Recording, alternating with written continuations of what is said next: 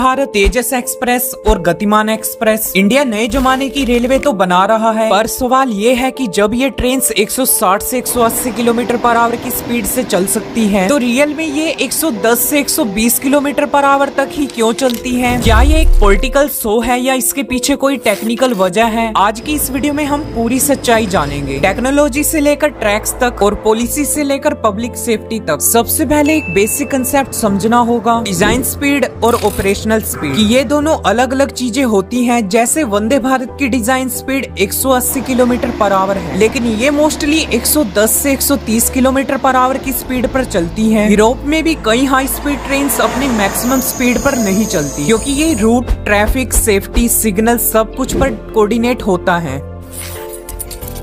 आपको बता दें कि इंडिया के बहुत सारे रेल ट्रैक्स ब्रिटिश एरा के हैं, जिनका डिजाइन पैसेंजर और मालगाड़ी दोनों के लिए किया गया था, जो स्पीड से चल रही ट्रेनों के लिए नहीं था। हाई स्पीड ट्रेन चलाने के लिए डेडिकेटेड ट्रैक्स चाहिए, लेकिन यहाँ पर पैसेंजर और गुड्स ट्रेन दोनों सेम लाइन पर चलती हैं, जिसे बोलते हैं मिक्स ट्रैफिक लाइन। ये एक मेजर प्रॉब्लम है और इसी कारण से ट्रेन की टॉप स्पीड का यूज नहीं हो पाता है।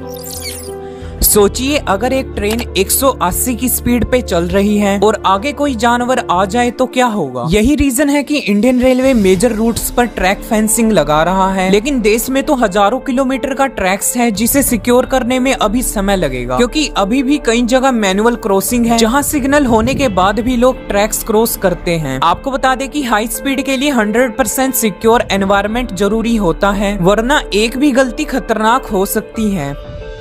दोस्तों, आज भी इंडिया के कई सेक्शन में अभी भी मैनुअल या आउटडेटेड सिग्नलिंग यूज हो रहा है। वहीं मॉडर्न ट्रेन्स को रियल टाइम अपडेट चाहिए, जैसे यूरोपियन ट्रेन कंट्रोल सिस्टम या इंडिया का कवच, जो रेलवे धीरे धीरे रोल आउट कर रहा है। लेकिन 65,000 किलोमीटर के नेटवर्क पर यह काम करना पॉसिबल नहीं है।